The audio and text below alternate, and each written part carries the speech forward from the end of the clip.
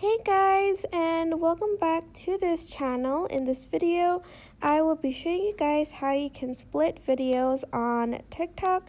So open up TikTok, press the plus button. I'm going to select upload, and I'm just going to select a random video, for instance this one, and then I'm going to go and press adjust clips. Then to split it, I'm just going to select the clip, so click on it first and go to the part where you want to split it. For instance here, select split and it'll be like splitted, and then you can also delete the excess if you want to do that, or if you're just like sort of like splitting the clip, you just need to do that and not press delete. That's what I meant. And just press save. But that is basically it. I hope this tutorial was helpful for you guys. Don't forget to like, comment, share, and also subscribe to this channel if you haven't done that.